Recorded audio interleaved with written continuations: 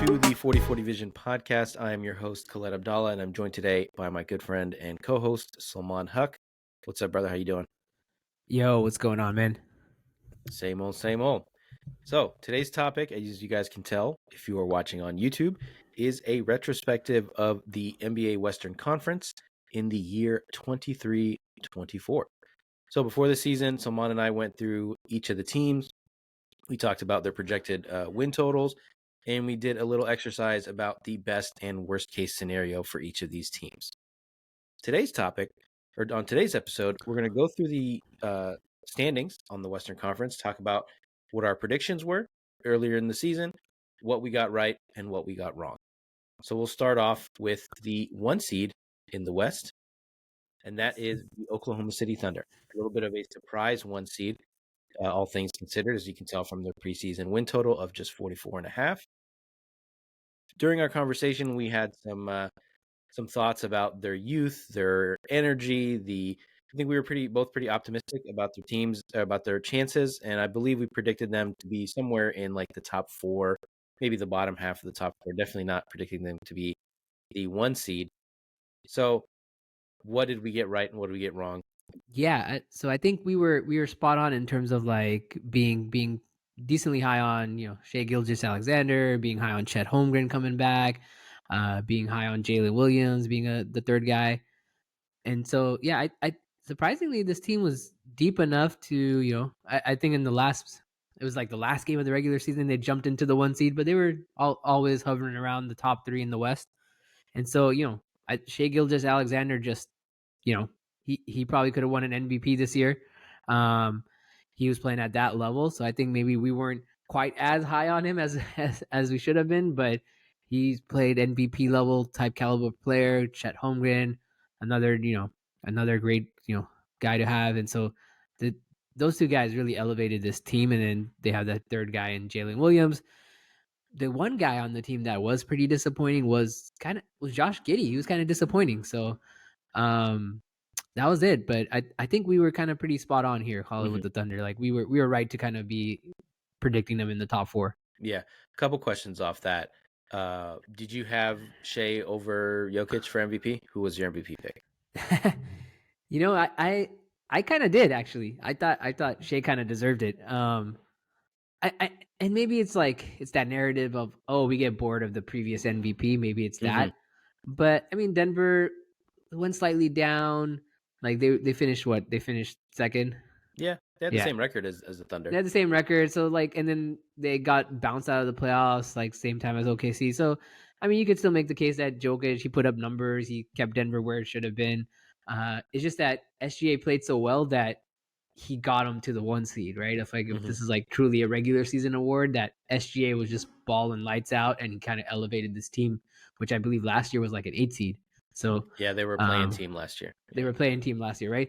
So that's what I'm saying. He took them in 1 year from there to there, and based on the season he was having. So that's why I would have gone with SGA. Yeah, I think it could have gone either way. I know it's a political kind of boring answer, but they both had the same exact record, so you can't point to team success. I'm not sure what their head-to-head was against each other. But as far as the team success, again, same thing. I think he probably elevated himself more than Jokic. Jokic was kind of more of the same. With SGA, it was he proved, even though they lost in the second round, that he could be the best player on a title team. I think that's the difference. And they definitely overachieved. I don't think we expected them to be the 1 seed. And the funny thing is, if a game or two goes the other way, they're the 3 seed. And maybe we're having a different conversation about the expectations around them and all that. But I think in general, I mean, playoffs aside, where they fell apart kind of against a more experienced team, what's next for the Thunder? I think it's just they're gonna be on the rise, man. I think we're gonna see them for many years, kind of similar to how we saw the KD Westbrook teams and how they were just in the top of the West every year after year for 4 or 5 years. And I think that's kind of the same thing we're gonna see here until they have to start paying guys, right? Yeah, exactly. Until they got to start paying the Josh Giddeys and the Jalen Williams and those kind of bench guys and the Chet Holmgrens, right? And then we'll see what kind of choices they make and who they trade and what they do. But I think the next 3-4 years is kind of their window to try and get to the finals, win the finals. And then after that, it'll be a toss up of what's going on here and who's really the stars. But I'm already hearing rumors that they're interested in trading Josh Giddey for a more proven veteran player, which Yeah, makes sense. yeah, he got played off the court, unfortunately for him. He had to deal with a lot of stuff off the court, which is totally his fault. Mm-hmm. So I don't. It's Yeah, not like I I mean, feel 100%. bad for Yeah. him or anything. But yeah, so I definitely think they overachieved. Hopefully, they don't cheap out like they did in the last round, or the last iteration of this team. But yeah, we were pretty spot on. Maybe they overachieved a little bit higher than we thought, but we did think they were going to be in the mix for a top seed. So Yep. next, the Denver Nuggets. You can see their projected win total was 53.5. So the Vegas had them basically right at the top of the Western Conference. They actually had the highest win total or projected win total in the West, and they did. They had 57 wins, again tied with the Thunder. They just lost out on the 1 seed based on probably the head-to-head tiebreaker. For this team, did we get anything wrong when we had these predictions? I mean, we thought they would be right up in the mix. We thought maybe the bench would be a little bit weaker. We thought worst case scenario, Jamal Murray and MPJ would have their familiar injury issues. I believe Jamal Murray missed some time, but I don't think MPJ missed any significant time, or Jokic just kept trucking along. So did we get anything wrong about the Nuggets? Not really, not really. I think we said, hey, as long as they don't have that, winning the championship fatigue, they're going to be right back up on there, and of course minus the injuries. And so they were right back in the mix here in the West. Unfortunately, they just couldn't hang in that last game 7 with the Timberwolves. But they could have been right back here in the Western Conference Finals playing the Mavericks just as easily. So I think maybe what we are seeing with Denver though is that they do need maybe this elite wing defender or like a really good wing defender, and it's not KCP anymore because he can't defend those wings; he's too old. And you got these elite wings like SGA and Anthony Edwards and all these guys coming up in the West, and maybe that's the missing piece here for Denver that they need to kind of address in the offseason. Yeah, we were, I think, 100% spot on about them. They cruised through the regular season as we expected. They're in the battle for the 1 seed the whole time because they're just a regular season monster with Jokic and all Yep. these other guys. The thing that came up and probably bit them in the ass was the lack of a supporting cast, a real true supporting cast. I mean, you'd think on paper, you're like, all right, Aaron Gordon, which he had his great games in the playoffs, some really awful games. MPJ was so up and down. I want to say in like the last 4 games of that Minnesota series, he was scoring in the single digits. So maybe it's just variance. And again, if you just play that series another time, they win in 6 or they win in 7. So there is Yeah. a little bit of, maybe luck of the draw. If they're the 1 seed, maybe they don't have to play the Lakers, who, despite them winning in 5, is still a tough matchup for them. I mean, they won on 2 buzzer beaters, basically, 2 of those games. So if they're the 1 seed, they're playing, a cushy Pelicans team. They sweep them, and then they play Dallas, who, maybe as good as Minnesota, definitely not as physical as Minnesota. We'll see. And, we're recording this in the middle of the Western Conference Finals. But just a couple games here and there, we could be having a different conversation about Denver. So I don't think I would overreact to this, the way Nope. their season ended. But yeah, again, same question. What's next for Denver? They just keep building as is? Yeah, I think they keep the status quo and they just try to go and get someone who's like a really good, maybe like a young wing defender that can stay with these young guards in the West. That's really the missing piece, and they had that in Bruce Brown, and he obviously got paid and went somewhere else. But that's just the kind of guy that they're missing, right? A young veteran type come in, can be that 3-and-D, can stop these, at least limit these Anthony Edwards, not make KCP play like 40 minutes running against Anthony Edwards, right? So I think that's really all they need, and they're right back in the mix again next year. Yeah, I don't think they're going to fall off at all. Yeah. Next up, the Minnesota Timberwolves. So their preseason win total was 44.5, just like the Oklahoma City Thunder, and they far exceeded that by winning 56 games. They ended up being the 3 seed. They could have been the 1 or the 2. They were just a game behind both of those, the top 2 seeds. And this was the first one where we differed pretty, quite a bit, I think, in terms of the prediction. As far as the regular season goes, I had them as a top 4 seed. You had them more in the like maybe 6-7 play-in type. You thought they'd be back where they were last year. We both predicted a possible leap for Anthony Edwards, which we obviously saw. and I think there were some other things that we disagreed on in terms of like the depth on their bench, their other scoring options. So based on what we see now, that they were a 3 seed, they're in the Western Conference Finals. What did you get wrong about the Wolves, and what did I get wrong? We'll start with you. Yeah, I think the biggest thing I got wrong was how much of a leap Anthony Edwards took, right? Like we did I think we talked about Anthony Edwards going to take the leap for sure. That's a given, right? But he took the leap from like borderline all like I thought he was going to take the leap from borderline all-star to like, third team all NBA kind of guy. He took the leap from borderline all-star to first team all NBA basically, right? Or second team all NBA is what he got. Um so he took a much bigger leap, and he got some votes for MVP. And so he really put this Minnesota team on his back. But also the other guy, Karl Anthony Towns, he actually started playing up to his contract. He started, being a guy that teams were having trouble stopping. And I think this is like he played almost most of the regular season. He missed like 15 games maybe, and that's like probably a decent amount for him, but like Yeah. that's probably like the most he's ever played in a regular season for the last few years. And then Rudy Gobert was not as much of a negative as I initially thought he was going to be. He's still a negative, and you can still see that in the playoffs. That sometimes when Rudy Gobert's on the court, you're like, Mm-hmm. "What is this guy doing on offense? Like, he has no idea of spacing. He has no idea what to do." But again, his defensive like prowess was just on display all the time, right, in Mm-hmm. the regular season. So, I think those like surprisingly, the Rudy Gobert, Karl Anthony Towns experiment is working pretty well for the Timberwolves. And Anthony Edwards has just made a massive leap that, he's basically in this superstardom realm now. And like, he's going to be an MVP conversations for years to come. Yeah, he's the young face of the league, at least from the American players. I definitely thought that this was going to work out very well in the regular season for all the reasons that you talked about. I thought Karl Anthony Towns was going to come back if he was actually healthy, because if you remember last year, he missed a lot of time. I thought this pairing, the depth that they had with the bench that they had, was going to be great in the regular season.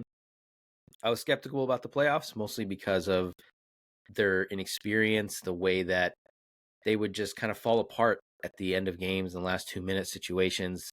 Maybe it's just Anthony Edwards wasn't that full alpha yet, wasn't like really, really his team. So he was playing a little bit of hot potato with Cat in the playoffs last year, and even the year before when they lost to Memphis, I think in 6 games or even 7 games. I don't remember exactly. But none of us predicted this. I don't think anybody in their right mind outside of Minnesota predicted that this team was going to be in the Western Conference Finals, was going to sweep KD and the Suns, was going to, win 2 games or 3 games on the road in Denver in a tough series against the defending champs. So they far exceeded our expectations. I think we know what's next for them is that they're just going to continue, pretty much dominating the Western Conference because of their youth, and they still have everybody locked up for a long time. But I mean, as we sit here today, we're in Dallas just won game 1 of the Western Conference Finals. But did you pick them to beat Dallas, and do you think they have a legitimate chance at winning the NBA title? I did not pick them to beat Dallas. I actually had Dallas winning in about 7 though. Um, I do think they have a chance, right? Like that's why I said Dallas in 7. But I just think the experience of Dallas, like with the guys like Kyrie, right? Those guys who have been there, they won it all. Kyrie brings that experience to Dallas, and Dallas has a couple other guys like that. And they've been in the playoffs before too, right? So, I think that's probably gonna, and you saw right the Kyrie and Luka combo gave Minnesota fits. They couldn't stop them. So Mm-hmm. I think Minnesota, they have a chance. They have a chance to win the finals.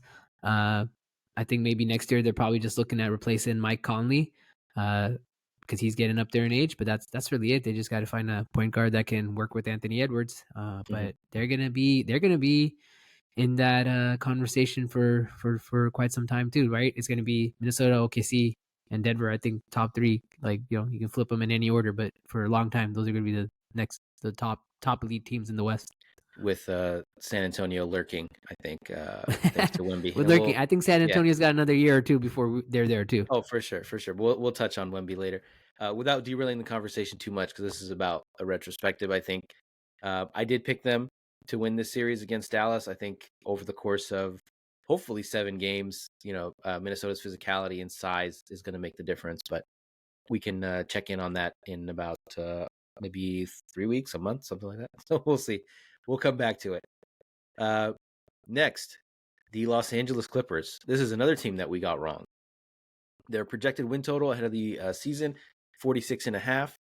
We thought this was a little more than expected. They ended up blowing past that. They win 51 games. They're the 4 seed. They trade for James Harden. They make a bunch of other moves.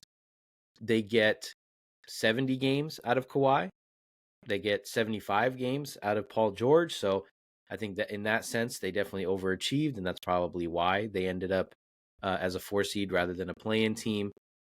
What did we get wrong about this team? I think one of the biggest things we knew there was rumors about them trading for Harden, but we even thought, okay, Harden comes great, but he's still going to be a ball stopper. He's not going to play well in the system. And he actually played really well within the Clippers system. I'm surprised Kawhi Leonard made it to 70 games. The dude could not stay healthy in the playoffs. So maybe Kawhi, don't play 70 games, dude. Play your normal 55, get yourself healthy for the playoffs. But I think, between Harden, Paul George, and Kawhi, they were able to figure it out. And they had decent depth pieces and like Zubac and those kind of guys. So they played well in the regular season. They just couldn't put it quite together in the playoffs and get past they got out of the first round. So yeah, they lost in 6 to Dallas, I want to say. Yeah, 6 to Dallas. Yeah. So didn't quite work in the playoffs, but obviously they didn't have a healthy Kawhi, so that made it a little bit tougher. Exactly. I think it went about as we expected. I think in our initial pod, I talked about what the outcome was going to be if they traded for James Harden. And my logic was, to use like the baseball term again, he's an innings eater, right? He's going to stay healthy. He's always durable. He's great in the regular season. They went through some stretch where they looked like the best team in the NBA. They were in contention for the 1 seed. And then I don't know if it's politics or egos or whatever, but kind of they clashed a little bit at the end of the season. They end up falling a little bit short. They're still a 4 seed, which meant they had home court advantage in the first round. Ultimately, didn't matter because Kawhi got hurt, and like you said, he probably should not have played. He played 68 games, so he didn't quite get to 70, but he got enough. He played enough to reach the 65 game mark, so he can get the NBA awards. I think he ends up being a second team All NBA, so it paid off for him to do that. And he was great when he was healthy, but obviously it just fell apart at the end. So given the disappointment of losing in the first round and not winning a title yet again for the Clippers, with a bunch of old dudes on the roster, what's next for them? Do you see Paul George leaving? Do you see that? I don't know how many moves they have. I don't know how many moves they can make, but with a seemingly like endless budget that Steve Ballmer has, what's next for the Clippers? Yeah, I can definitely see Paul George leaving because it seems like he's ring chasing at this point now. So if he doesn't think, Kawhi's healthy enough, he's like, man, we got bounced in the first round. I had to carry the load. Where'd Kawhi go? Harden kind of disappeared. I could see him. I could see him leaving for like Philly. I could see him going back to the Pacers. Like he's gonna go for a team that gives him the best chance of winning, and I think Paul George does that. And so what happens to the Clippers after that? It's like, oh great, now they're under contract with Kawhi, they got Harden, and they're kind of stuck, right? They got to do this for another year or two, and then blow it up in a year or two and go back to the drawing board. But even if Paul George sticks around, I think they're still stuck, and they're just kind of in this.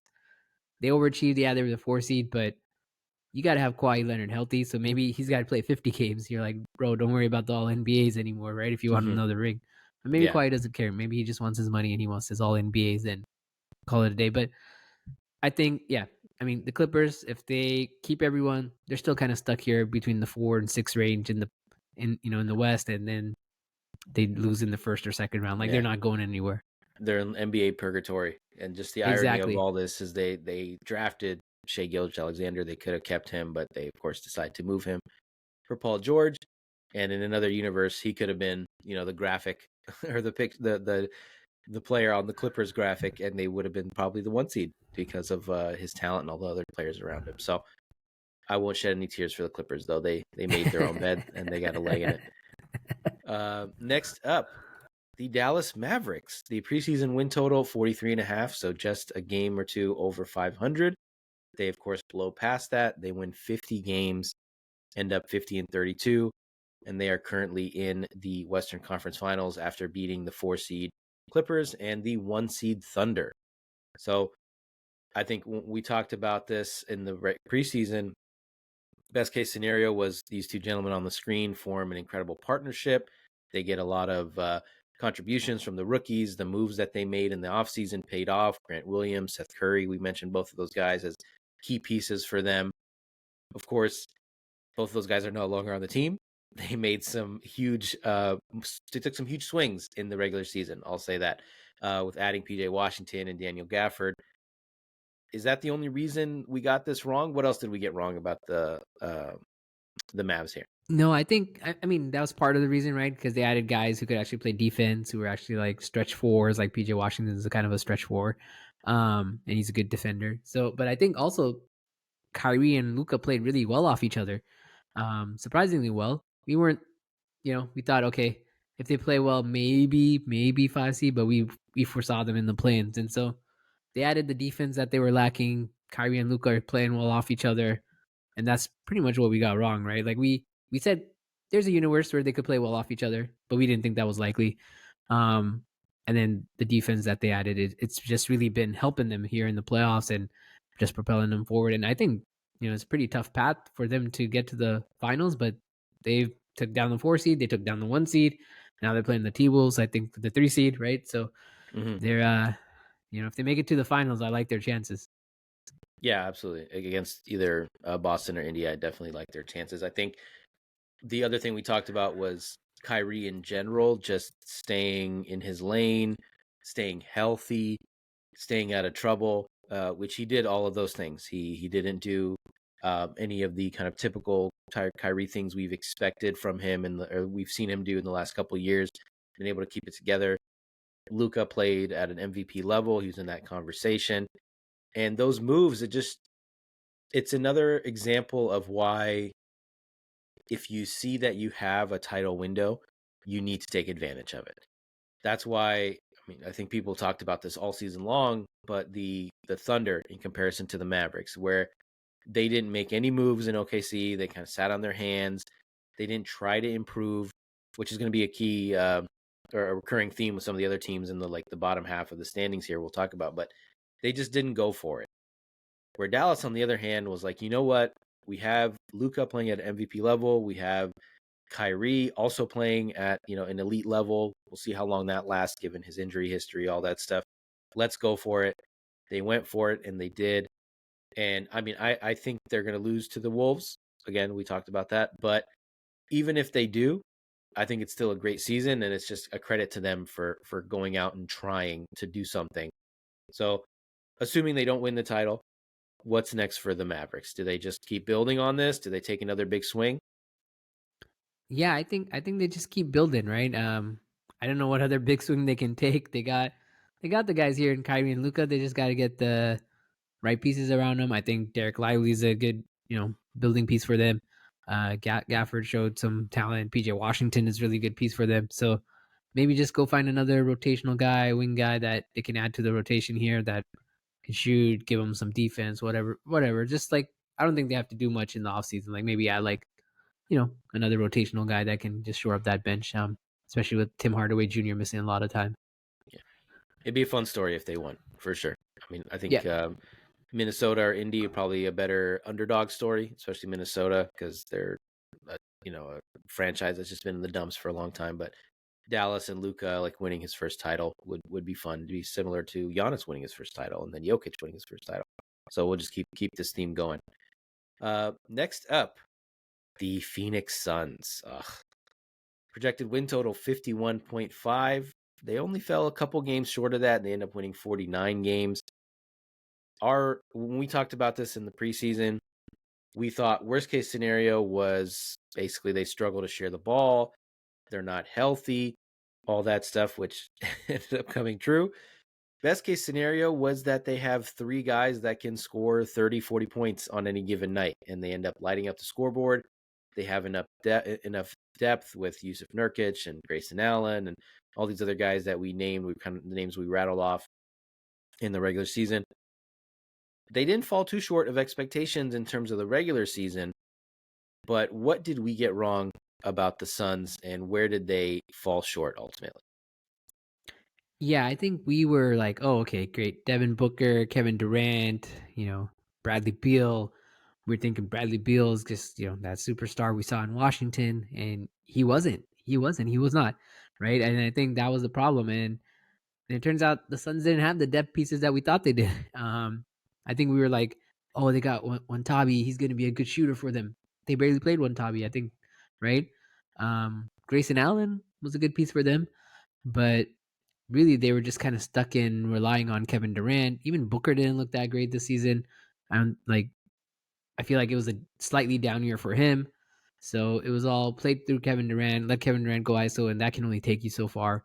Bradley Beal misses a lot of time in the regular season. I think Booker misses some time in the regular season. Um, and they just weren't as deep as we thought they were, and it was the worst case scenario, right? Like we call it. It was the worst case scenario. But we thought, Yeah. no, that's not going to happen. They're going to be the best case scenario. They're going to be definitely one of the 1 or 2 seed in the West. They just had too much talent to not do that. But man, Bradley Beal trade looks really bad now for the Suns. Yeah, we had them in the top four. I was never that high on Bradley Beal. I'm not gonna take that one. You could take that bullet. I'm not I'm not gonna take that. My thought was, I'll all take right, it. I love Bradley Beal, man. I love them. I'm so sad to see this is the beginning of the end for him. yeah, he was awful against especially against the Wolves, but I was never that high on him. I always thought he was like a good stats, bad team guy, just like an empty calories type player, and turns out that's what he was. I think the reason they failed, which quote unquote failed, because they still won 49 games. Like that's not nothing. Um, the one thing is they didn't have a real point guard.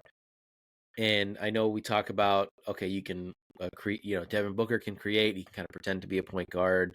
Bradley Beal, same thing. You can run your offense through Kevin Durant. But I saw just from the eye test, time and time again, it's a 2-minute game. It's the clutch situation, within 5 points, and they would just fall apart time and time again. They just didn't have anybody that was going to create for them.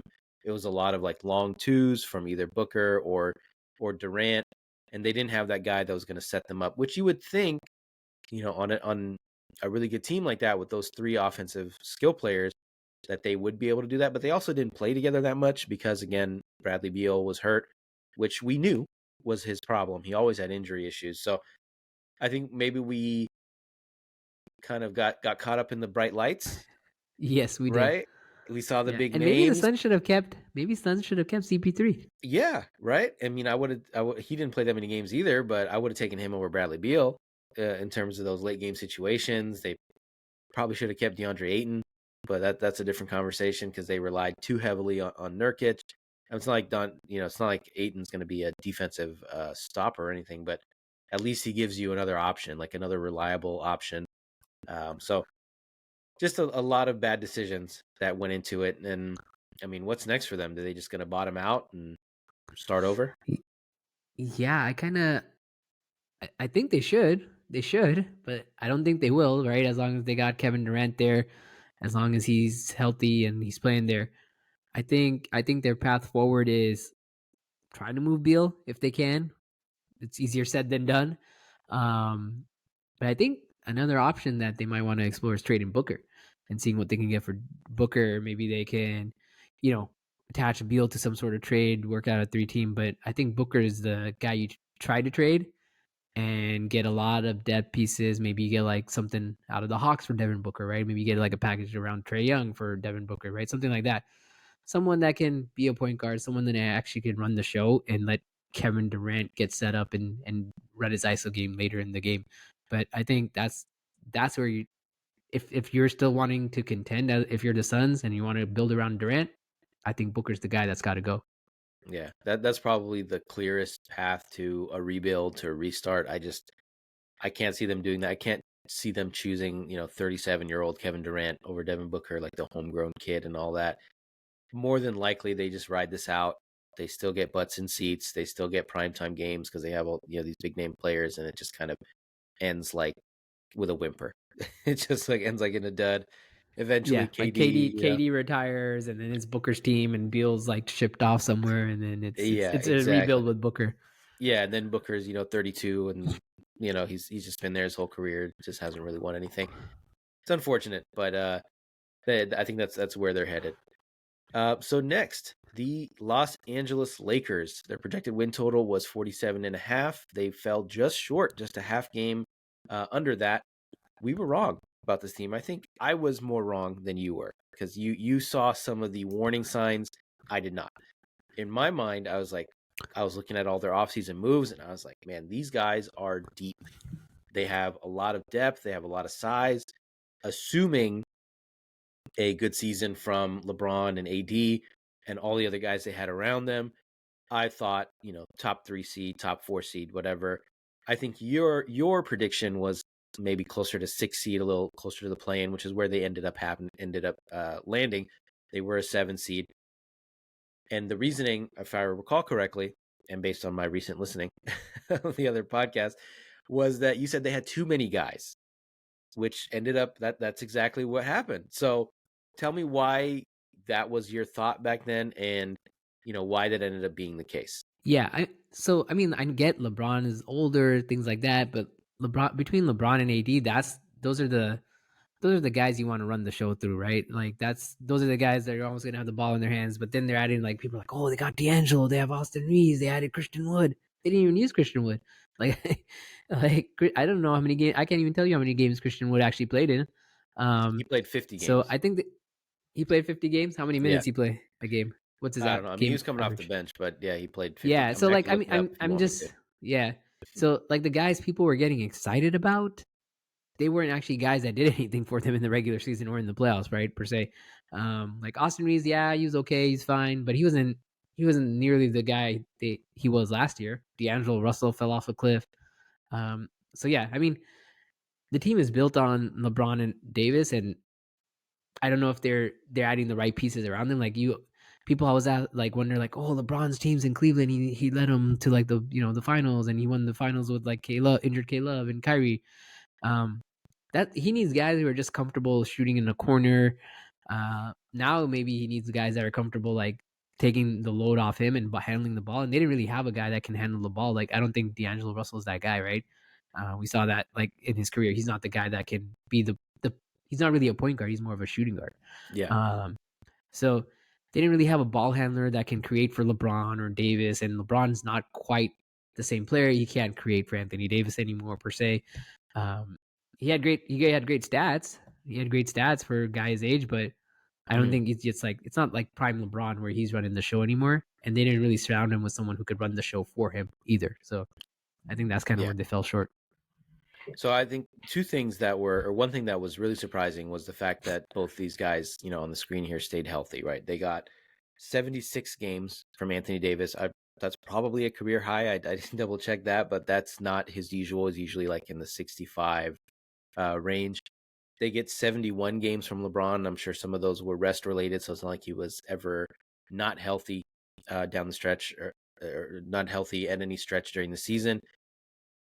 The issue was, like you said, they did have a secondary ball handler. They did have Austin Reeves. They just didn't start him for whatever reason. So if you see if you're on Twitter, you saw Lakers fans raging the entire season about Darvin Ham and his lineups, and Torian Prince is playing too much, and Jackson Hayes is playing too much. All these guys that were just not the creator types. They're all just, Jackson Hayes is a limited offensive player. Torian Prince is more of like a corner three shooter, just a catch and shoot type guy. He's not going to you're not going to run your offense through him. So they had some legitimate gripes, but I think part of it is just LeBron is still able to play offense at an elite level, but we've seen him, he just takes plays off now on defense. And they were still a really good defensive team thanks to Anthony Davis and some of the other size and depth that they had. But if you've got a guy in LeBron that's like just taking possessions off, it's hard to be taken seriously as a contender. And there's still times where like he can step up and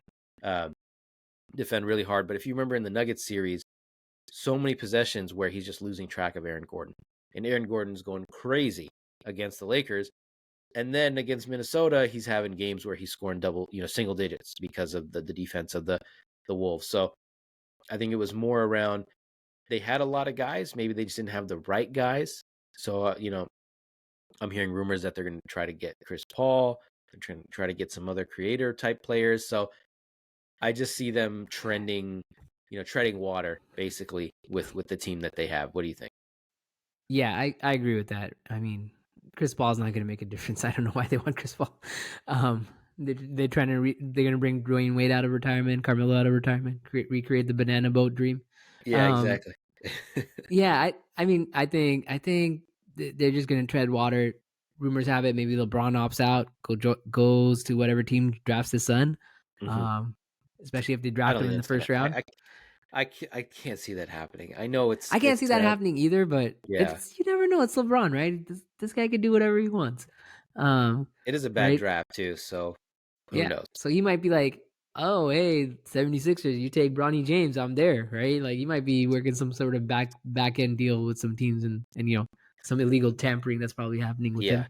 Um, bro. And but this guy had the audacity to go to a Cavs playoff game and sit front row. Like the thing is, if it was any other he might be player, back on the Cavs. he could be right. They ship out Yeah. Donovan Mitchell. They get Darius Garland, Never Mobley. They get a team. They Yeah. got a little squad Yeah. going. If it was any other player, any other superstar, you wouldn't think twice about it. You'd be like, all right, you just want to support his former team. He's he's supporting his hometown, but it's LeBron. It's Everything this LeBron. guy does is with a purpose, and it's passive Exactly. aggressive, letting the Lakers know, hey, if you don't give me this contract, this 3 years, $150 million or whatever, the max deal that he wants, he's like, I'm gonna hold this over you. I'm just gonna hold this Yeah. over your I'm head. gonna go Like, back oh, to the land. Gonna do it again for the land. exactly. Just drives me nuts, man. This guy just gets away with, Oh with man, we could everything. have an entire podcast on that, but Yeah. Enough on the Lakers. They yep. underachieved based on the record, but I guess this is kind of what we thought they were going in. Next, the New Orleans Pelicans. This is another team that we got wrong. Their preseason win total was 44.5. They blow by that, win 49 games, and we end up with them in the play-in, and they end up as the 8th seed. Before the season, I said I was completely out on this team because of Zion's health, his maturity issues. You said that he was probably going to be on another team. I agreed. I thought that he was definitely a trade candidate based on everything that we knew. Obviously, they end up overachieving based on this, and they end up as, again, the 8th seed instead of the 7th seed or whatever, a lottery team like we predicted. So what did we get wrong about the Pelicans? Basically Zion stayed healthy. He was, I mean, as healthy as Zion's ever been, right? And he was actually in shape for once. He came in shape. Whatever off court issues he had didn't follow him into the regular season. And so we actually got a pretty good Zion season, right? I think I don't know how many games did he play? Maybe like 65, I think he played, give or take. He played 70 Um games. oh wow, 70. Okay, so I was not too Full far. Yeah. 7-0, yeah. Wow, that's impressive for Zion. So he played seven. That's what we got wrong. Zion played Yeah. 70 games, right? We didn't expect that. We're like, Zion's going to play 35.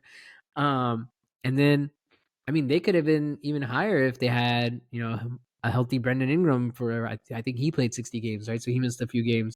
Um, and so, I mean, I think the Pelicans feel like they can build around Zion now. Um, and so maybe that's the path forward. I think they got to just get a little bit, maybe they trade Brendan Ingram. They had some younger pieces that would fit better with Zion. Maybe they trade CJ. So I can kind of see them making some moves to where they're like, hey, now we know Zion's like healthy, and when healthy, he's like just unguardable, right? Yeah. Like they couldn't do anything in the playoffs because Zion was out. And you saw that how much they struggled without Zion. So they're a team built around Zion. I don't know if that's the path forward for them. If they want that to be the path forward for them, then I think they got to, look at trades for Ingram, look at trades for CJ McCollum, get some guys that can run with Zion, and then, like I would think they're a team that should make a trade for Darius Garland, right? If he's available. That's a guy that would fit well with For Zion. sure. You summed it up pretty well. we didn't think Zion was going to be healthy. Nothing before the season would have suggested that he was going to stay healthy. So we were just going to go along with the trend. We thought, once again, this guy would play 30, 40 games. They would kind of meander along. They'd be a play-in team, maybe a 10 seed, and then get in. They end up winning 49 games. Like, that's not nothing. They end up actually being like the 7 seed without this play-in nonsense. And they're, of course, they lose a tiebreaker to Phoenix. But again, there's a scenario where they end up being the 6th seed. Maybe Zion doesn't have to get hurt playing in the play-in games. We have a different outcome. They're playing Minnesota in the first round. Who knows? I'm saying there's just an alternate path that could have been. And I think you're right. I think they are going to build around Zion moving forward. I do think they're going to move some of the other guys around him, Brandon Ingram and CJ McCollum. Just to, I think those guys, because of their health issues, because of their age, limits your ceiling. And I think now they maybe can see the potential with Zion if he is healthy and in shape and all that. So yeah, I 100%. think we're Yeah. all right. Next up, the Sacramento Kings. Their preseason win total 44.5. They beat that by a couple games. They go 46-36, and they end up being the 9 seed. So last year they went 48-34. So they only win 2 fewer games, but instead of being a 3 seed like they were last year, they end up all the way down, slumming it in the play-in. They end up losing to the Pelicans in the final play-in game and don't make the playoffs. I think we got it right on this team, really. We said, worst case scenario, basically they regress due to other teams getting better, and they didn't get better. You talked about the fact that they didn't make any big moves. They didn't try to improve the squad. They kind of just sat back and said, you know what? We were really good last year. We're only going to get better, given the two young guys on the screen here with Sabonis and Fox. And they end up not really regressing that much. They only, again, lose 2 fewer games or win 2 fewer games, but they end up in the play-in. So again, I know we didn't get anything wrong about them, but what was it that really held this team back from taking the next step, we should say? It was some regression on Fox's part, right? Like Fox had an amazing season the year before. Didn't think that was sustainable for Fox, and it clearly wasn't, right? And they didn't really do anything to improve this team. They're like, great, we got Fox, we got Sabonis, we're set. We don't really need to add anyone. They didn't add anyone, but all the other teams around them got better, right? And so that's why you see they ended up with the 9 seed, even though they lost 2 fewer games. It's because the other teams got so much better around them. Um, and I think that's what the Kings have to see, right? Like in this offseason, they got to figure out a way to get better, right? Like Fox Sabonis is great, but you got to have some really good depth pieces now in the West to get ahead, and they don't have that. I mean, Harrison Barnes, no thank you. Trey Lyles, whatever, right? Like, like Malik Monk, yeah, he's a good sixth man, but if that's your third best guy, you're in trouble, right? Malik Monk should be your sixth man. He shouldn't be like your third best player on the team. And he's probably Um, leaving anyway. and he's He's going probably to get, leaving anyway. So yeah. so that's the thing, right? Sacramento has to figure out a way to get better, to get to just add to the team and figure out someone who can be a veteran presence for them. Like we were talking about, maybe Draymond goes here next, and then I now don't he's know not about going there. that. But Yeah. we were talking. There's like rumors about it, right? Sacramento might pursue Draymond and stuff like that. But that's something that they need, right? They need some kind of this third guy. Maybe he's a veteran guy, maybe not an elite talent, but this third guy that can kind of make the team better. Yeah, you pointed out in the preseason that their biggest move was bringing back Harrison Barnes, and which is not in this day and age, and any point in his career, if Harrison Barnes is your big free agent, you're not going anywhere. We saw it with Dallas when he was there; they didn't do anything. He's just not the guy, and that's fine. It's just he is who he is. I think what would have really taken this team a step forward is going after Pascal Siakam when they had a chance to. They were rumored to be one of the teams, and that's the thing, right? When you're Indiana, when you're Sacramento, when you're Orlando, any of these smaller market teams, the only way you're going to get all NBA talent is through trades. Even Domantas Sabonis, right? Or we'll get to the draft too, but you're never going to get a free agent. I live in Sacramento. I love this place, but I know no top tier NBA free agents will be like, you know what? I want to live in Sacramento and play basketball there. It's just not going to happen. So they had to go out for a big swing, and there was weird issues with ownership and coaching. And now I'm hearing rumors that they're not happy with what's his name, Mike Brown anymore, and they're looking to possibly replace him. Again, despite the fact that they've had 2 winning seasons and they're basically in the playoffs. They, of course, were the 3 seed last year, and they're in the play-in at least this year. But that's just the kind of the Kings, right? If that's what they do, they're the type of franchise that takes 1 step forward, 5 steps back, and they just continue to do that. And again, they didn't really regress, and we talked about it. We said 48 wins is not usually a 3 seed. This was a weird anomaly of a year, and they should not get comfortable. And that's exactly what they did. And they ended up back, in the lottery like everybody else. Yep. All right. Next up, this one hurts. This one really hurts. The Golden State Warriors, their preseason win total 48.5. They fall short of that. They win 46 games. They end up as the 10 seed. Well, not barely, but they actually barely in the 10 seed. They should have possibly been the 9 seed with a tiebreaker. A couple games here and there. They could have been in the 6 seed, but anyway, a lot went wrong for this team. Just about everything that could go wrong for this team at some point went wrong for this team. So without spending, half an hour on this, Because we what could. did we yeah, easily we could. What did we get wrong about the Golden State Warriors? If you look at my notes, I think I listed just about everything, but Yeah, over to you. I'll look at that, but I think it was what Draymond starts off the season by choking out Rudy Gobert. Uh, he gets suspended for that indefinitely. That's like some, we were like, if Draymond doesn't have any of these weird in-season antics, they'll be fine. Yeah, it is in-season antics. Hold on. Which came first? Was it the slap on Nurkic or the choke on Rudy Gobert? I think it was the I choke think it was a first. slap. Was it? No, it was a slap on Nurkic and then the choke on Gobert Okay, because he okay. got suspended after the Gobert choke, right? Maybe, yeah. That I don't remember. Yeah, Anyway, it was one or the other. They were both yeah, just yeah. hilarious situations. They weren't that funny at the time, but yeah. And then so Draymond, playing only like 55 games. My goodness, how badly did Klay Thompson regress in a contract year? It was just like Klay Thompson just looked old, right? And that was our concern. Like we did say that in the worst case scenario that this team could look they could just look old, and that's exactly what happened. They just looked old. Klay Thompson looked old. CP3 looked old. They looked washed. They didn't get anything from Andrew Wiggins, right? Like he looked washed. And so night in and night out, it was just Steph, do your thing, see if you can win this game for us, and that's how the Warriors played. And that's not going to be enough to get out of any lottery status in the West, right? So Yep. we thought CP3 is gonna come in, he's gonna take the load off Steph. Clay's gonna he was fine the year before, like he wasn't like showing this kind of regression, and he just regressed significantly to the point where it's like, I dude, want to say you're yeah. even in the regular season he was fine. There was a month or two where he was playing really well. Maybe you have a little bit of recency bias because in the play-in game he 0 for 10 or whatever. But I mean, before he had like a month or two where he was fine once they moved him to the bench. But when he was Yeah, starting in true, true. earlier in the season, he was struggling. He was struggling. Mhm.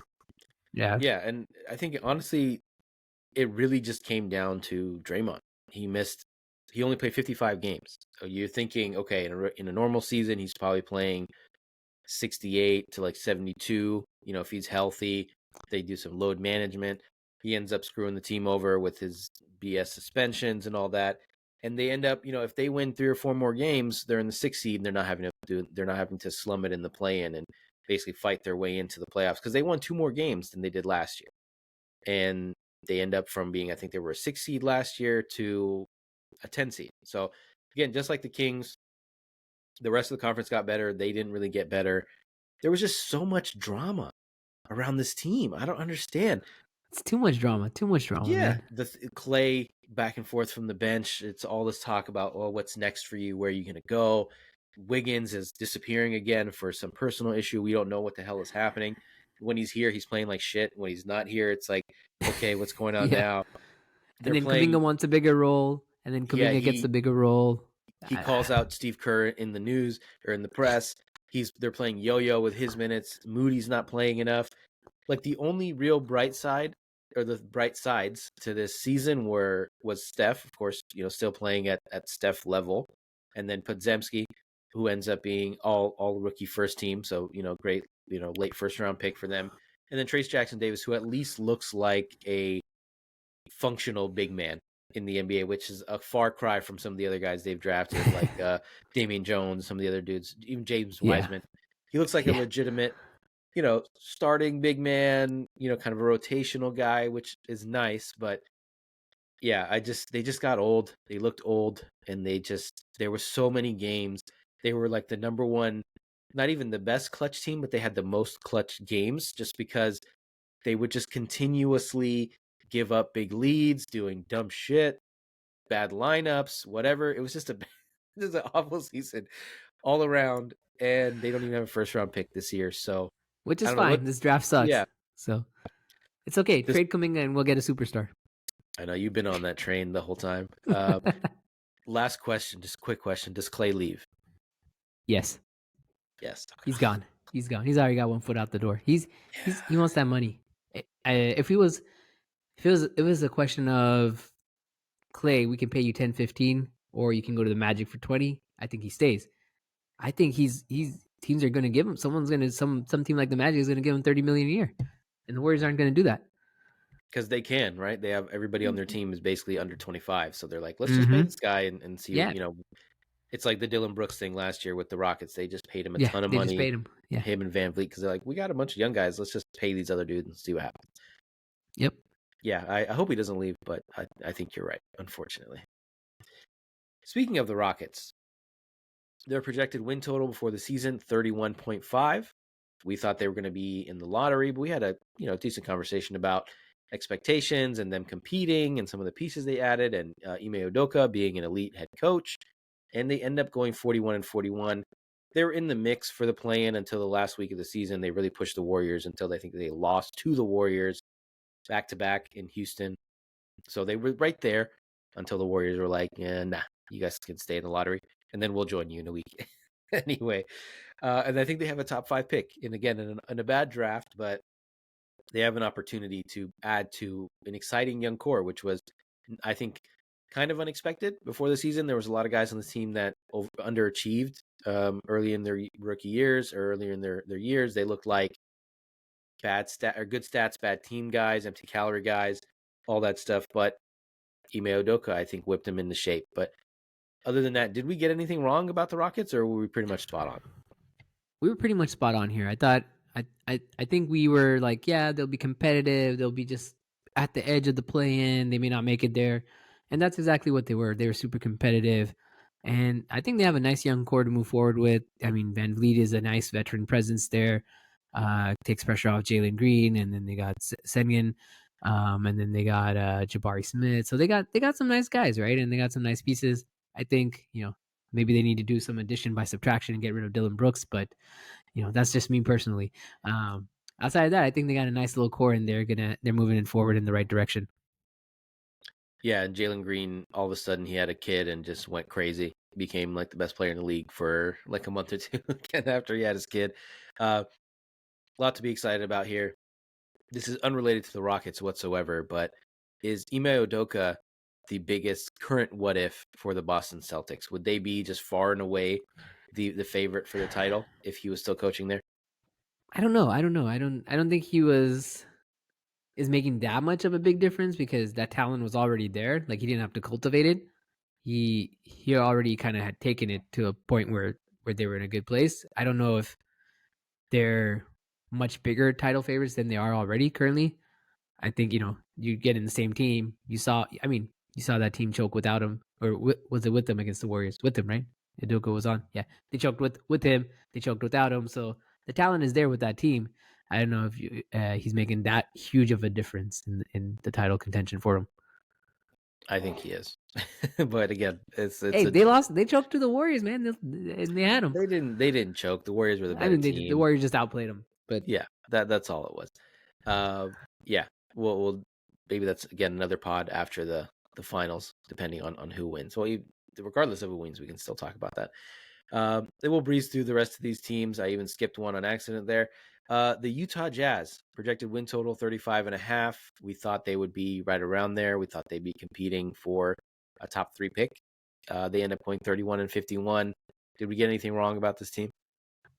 no, not really. I mean, they're just a young team with not much talent. They made an odd trade for John Collins, who looks like he was an empty stats kind of dude. Um, you know, so I don't think there's much to talk about with the Jazz. They're not headed No. anywhere anytime soon. So that's really it with the Jazz. Like, who cares about them? They did a great job tanking. At one point, they were like 29-35, so they're like maybe possibly in the mix. They could get back in the play-in, and they decided to basically sit Lauri Markkanen, sit all their other dudes, and they end up going on a 13-game losing streak at the end of the season to, basically secure their lottery status. So There you go. yeah, And then no, that's just where they are next year too. yep, probably. The Memphis Grizzlies. Oh, this is a fun one. Or not. This is really Oof. sad, actually. I should say it's not even fun. Preseason win total 45.5. We thought best case scenario was John Morant comes back. He's healthy. He's refreshed after 25 games off, whatever it was. They stay, they stay treading water around 500 without him. He ends up coming back, revitalizes this team. Then they end up making their way into that conversation around 6 seed, 7 seed play-in type. Obviously, none of that happened. Everything that could go wrong went wrong for this team.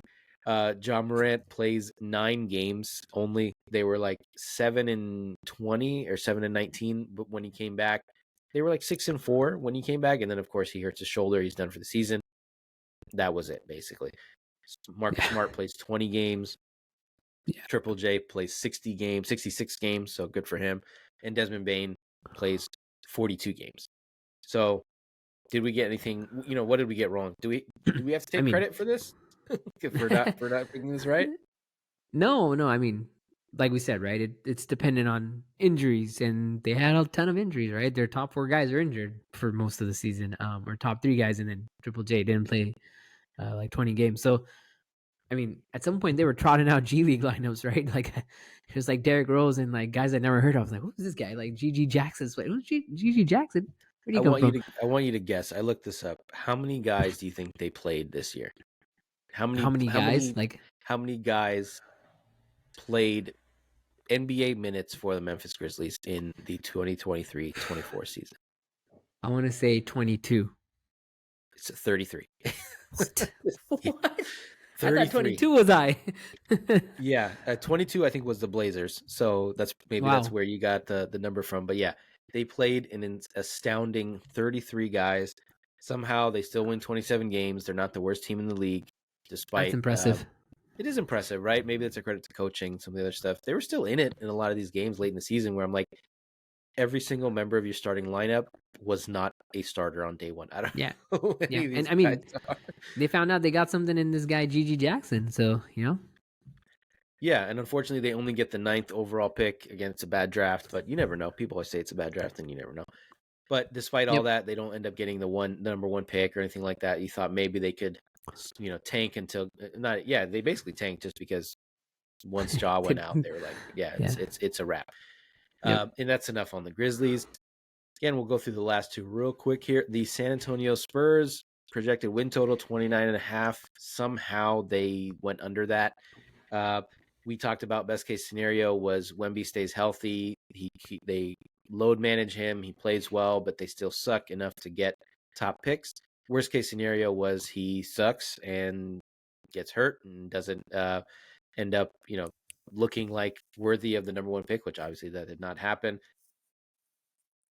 Did he exceed expectations in his first season? I would say a little bit, depending on who you ask. I mean, maybe other people had higher expectations, but I think he exceeded my expectations.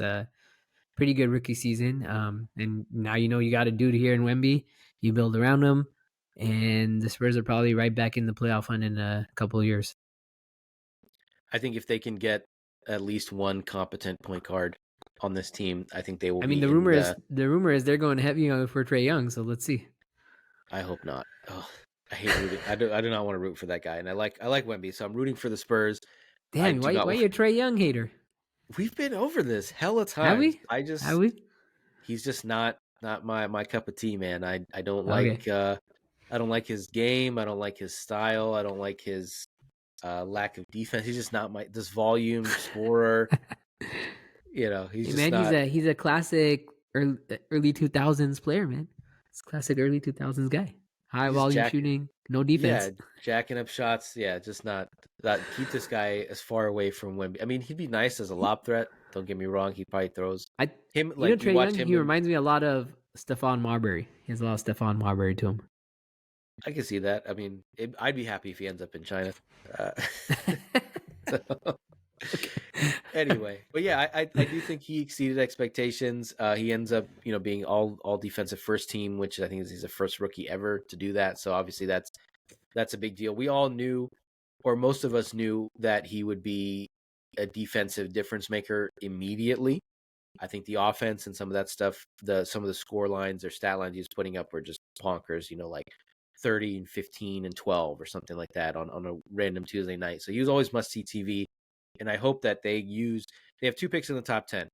So I hope they just draft 2 point guards, flip a coin, see if it's going to work out.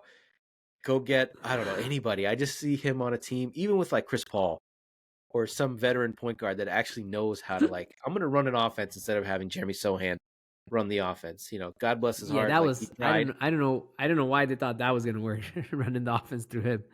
It's just a elite tank job. I think that's what it was, because they're like, we know we're not going anywhere. We might as well just trot this guy out, see what he can do, and basically end up back in the lottery. And yeah, they get 2 top 10 picks, so good for them.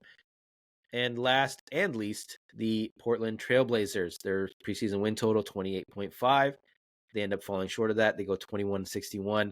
As I mentioned, they did play 22 guys on this team, and they weren't even competitive. That was the thing. That was one thing we hoped for, was that they'd be fun to watch. They'd be flying around with Scoot and Anthony Simons and Shaden Sharp and Jeremy Grant, DeAndre Ayton. You're like, all right, this is going to be a bad defensive team, but they're going to be fun to watch. And they were not fun to watch. I actually saw them live. I was in Houston for work. I ended up watching them live, and it was okay. I got to see Scoot and all that, and Ayton it was in his latter stretch of the season, so he's doing a little bit better, but it was just painful. And I Yeah, feel bad for Scoot, man. I think he had like the worst plus minus in league he history. looked horrendous, man. Yeah. He was So a fantasy pick for me in a couple leagues. I thought, oh man, this guy's gonna put up numbers. it's gonna be That that did not empty happen. stats dude that you want in fantasy. Yeah, but he didn't even do that. He had his Nope. injuries and all Yeah. that, and I thought, he got outshone definitely by Brandon Miller, who ends up being all rookie first team. They were, was it 2-3 Yeah. overall. So I don't know. There's nothing much to say. They suck. They suck. They're That's gonna it. suck for a while, and we'll see. Maybe in 4 years, maybe Portland has some direction of where they're going. Probably not. I wouldn't bet on it. But I do feel bad for Scoot. Hopefully he's able to bounce back, because he's a likable guy. He plays hard. He's just a bad situation. So for his sake, for the sake of the other young guys on the team, I hope they move some of these older dudes and just let these wild horses run free up out in Portland. So I think 2 things I wanted to talk about before we wrap up here was, I think, what the common themes are from this NBA season. I think I'm going to put 2 theories out to you, and you can either accept or refute or whatever. I think the first theory is, or not first theory, but the first theme was, get younger. All the top 4 teams, even Denver, they were all young. I mean, well, except for the Clippers, but the best teams in the league were driven by guys who were basically under 30. All their best players were under 30, just under there, right around there. All these old teams, the Lakers, the Warriors, the Clippers, the Suns, they all did okay in the regular season, but they showed a lot of signs of wear and tear, and they just completely fell apart. And the other thing is that the small ball era is over, officially over, and it's moving into what I have coined as the big skill era. What do you think of that term? Is I it like catchy it. enough? Big skill. The big Big skill skill. era. Yeah. Small ball to big skill, because all the best players are now 6'8" and above.